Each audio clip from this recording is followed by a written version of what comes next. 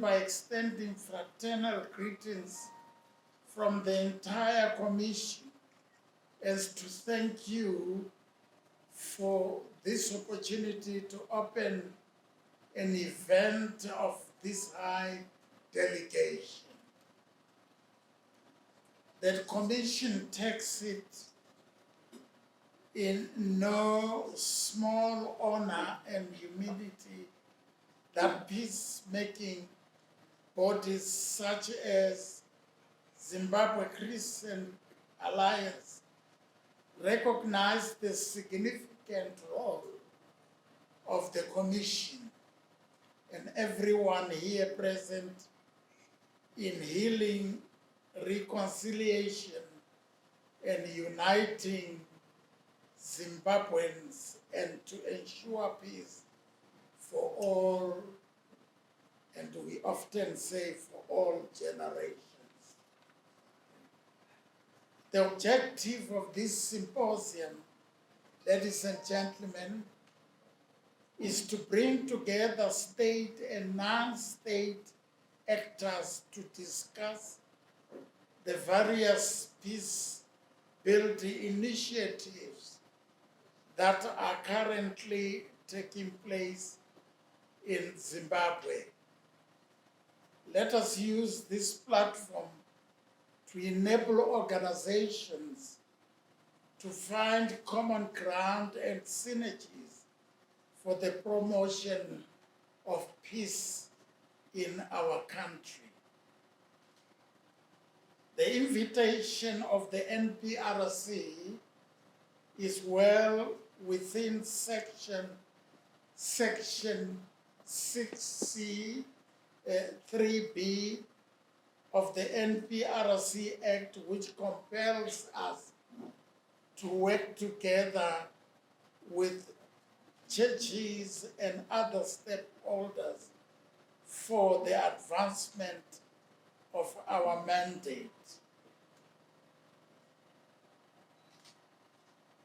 In our efforts to make sure that the Commission is accessible to everyone, the Commission has made advances towards having presentations of provincial level, hence modalities of setting up offices in Matabeleland South and Matabeleland North are at an advanced stage. I exhort you, Reverend Hussein Sibanda, and the entire church family to put Zimbabwe in your prayers, even as we approach the harmonized elections in 2023, so that our nation remains united, peaceful, and tolerant, and that we each to coexist as a family of Zimbabweans,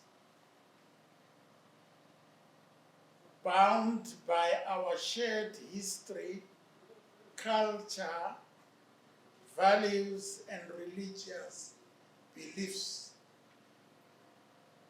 The Bible speaks a lot about the making of peace, and as NPRC is aware that making peace is key mandate of the church, as such, I wish to quote a verse from the book of Matthew, chapter 5, verse 19, which says, "Blessed are the peacemakers, for theirs is the kingdom of God." Close quote. As peacemakers, therefore, I charge you to continue to spread the message of peace to all the ends of our country, Zimbabwe. As I conclude my remarks, allow me to end with the peace mantra that the Commission has adopted. This is more or less like a song to the Commission. And please repeat it with me. It says, repeat it with me, peace begins with me, peace begins with you, peace begins with all of us. If we could thunder it again, peace begins with me, peace begins with you, peace begins with all of us. Ukuthula uqala ngami, ukuthula uqala ngawe, ukuthula uqala ngathi sonke. As I'd often said, with those few words, and I hope they are few words, I thank you, siyabonga tinotenda, sikomo kwambili, riyalebuha, ikesile ngovu. Thank you. I am humbled by the presence of our veteran, Nare, who is here. Justice Nare, you have a big job before you. A job of uniting the people of Zimbabwe, a job of healing, a job of reconciling. Is a big job that you have. And we are real honored that you are here, you have graced us. We don't take that for granted. Into enkulu baba siyabonga. Baba Mchana siyabonga. We have our chief, the deputy president of the Chiefs Council in the Republic of Zimbabwe, is in this room. This is serious stuff that we have the deputy of the Chiefs Council. Some few months ago, we witnessed a global novelty thing when the Queen of England died and was being buried. We saw how important the culture is, how culture and modernity can be infused together to marshal the people towards the future, and the importance of the monarch. We all saw it. Millions and millions of people behaving like they were just one. And it was because of their culture. And our culture, our customs, our heritage are being embellished here when we see you, Baba Mchana. With your colleague, Baba Matema, we don't take it for granted. We are thankful. Baba Matema, it's an honor to have you. We know there are people out there, they are waiting for you. There are cases, they are waiting for you. There are issues, but you are here. But I would also want to recognize Dr. Nkala here, who is the Dean for the Faculty of Commerce at NAST. And Siyabonga Dokotela, that you have taken this time to be with us. I saw amidst us, I see Her Excellency, the Deputy Ambassador of Switzerland, Christelle. We don't take this for granted. We thank you. It's an honor that you are with us. And I would like to assure the people who are here that the presence of the embassy of Switzerland, I see Chiweshe is there. The presence of the embassy here is a confirmation that they would like to see peace and stability in this country. They would like to support peace and stability, reconciliation, healing in this country. But I want to assure you what is on the program has nothing to do with it. They have not imposed anything. All they've done is to facilitate, to help us, to give us the feet to walk and jump, the fuel to do these kind of things. But they have not implanted, they are not occupying our minds here. So we appreciate you. I needed to say this because some people will say, oh, these are processes that are being moved from outside. I also see amongst us a great veteran in the civil society. I've known him for years. And it's always an honor to see you. He's one guy who mentored some of us in the civic society. And the fact that you are here is a privilege to have you. And I may not pinpoint everybody, but it will be absurd if I do not mention Sherry Ethel. Because when I, in the mid-1990s, when I engaged in the issues of what you are going to talk about, I met Sherry Ethel. She took me to almost all the parts of Matabeleland, maybe except by the bridge. And we were dealing with the issues of healing, the issues that are germane to us this morning. So Sherry, you have contributed something. I tell you, whenever I go, in a way, I have you in me. Because, but Mr. Sherry, please, Mr. Sherry should not feel threatened. Anyway, ladies and gentlemen, the topic before us, the theme before us, I'm sure it will be shown very soon. We are here to engage on three things, and I would like to put them on the table. Number one, we want to submit and engage and debate, apply our minds on the issue of honoring the dead. Honoring the dead. The dead, our loved ones, have a right to be honored, to be respected. And we want to think through, how do we honor the dead? Some of the civic society organizations here have been busy, and we want to listen to their stories about how to honor the dead. It is important to honor the dead. Globally, the dead are honored.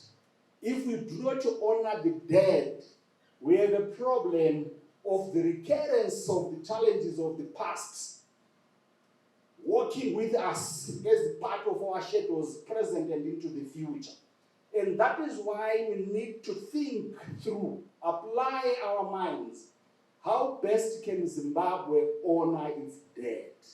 We are not the only country that has had storms. We have had our storms, and we are not the only country. South Africa had its own storms. They try to heal, they try to honor the dead. In Mozambique, some of you know the problems between Renamo and Frelimo. There were serious problems. They continue to deal with those problems. They need to honor the dead. In Liberia, some of you know. In Sierra Leone, it was even worse. People were amputated. People died. We need to honor the dead. In Burundi, you know. In Rwanda, the story of Rwanda is a story that is known by everybody. Where in 100 days, after the plane that was carrying the president of Burundi and Rwanda was shot down on the 6th of April 1994, on the following day, and for the next 100 days, between 800,000 and 1 million people were killed, meaning that 10,000 people were killed per day, 533 people were killed per hour. Serious stuff. They've honored the dead. You go to Rwanda today, you will be amazed. You will be amazed because of the kind of development that is emerging in Rwanda. It's becoming our Switzerland, the new Switzerland of Africa, the Singapore of Africa. But they had a serious problem, just like we had. I am not saying here Rwanda is the best thing. There are challenges in Rwanda. There is development without democracy in Rwanda. But we are here talking about the issues of honoring the dead. Their dead are honored. You see the skulls. There are museums of skulls. Well, and that's honoring the dead. It's a constant reminder that these things should not ever happen again. So we should not forget the dead. There are organizations, like I said, that deal with those kind of things. I've seen placards from Ipechu. I've seen. We know that Sherry and your team have been trying to go around the issues of reburials. That's honoring the dead, Babana. So let's think through.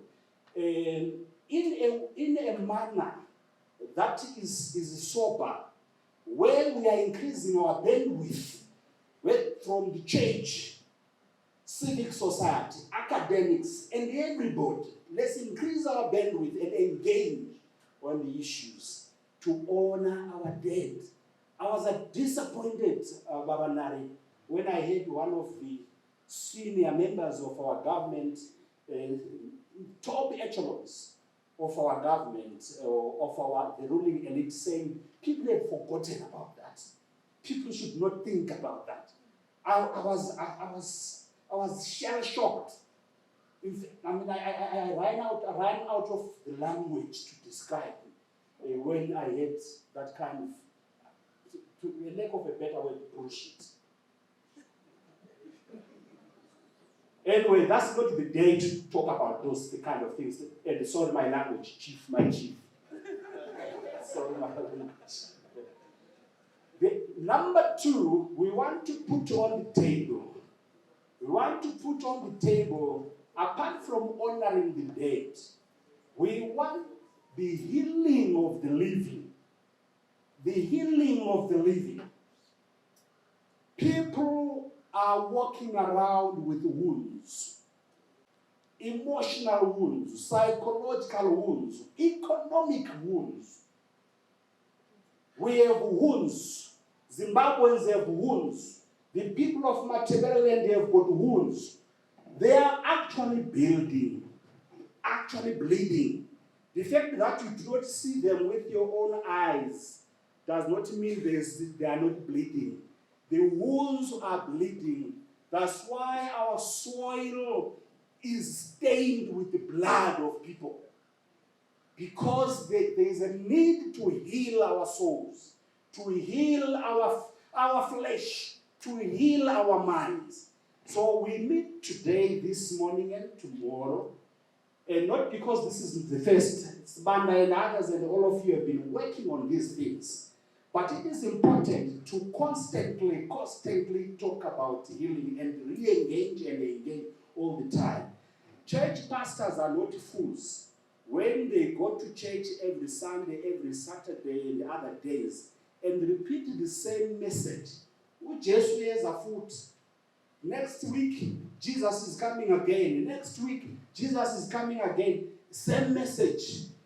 The whole year, 10 years, 20 years, they are not fools. They understand the power of repetition, the power of reminder.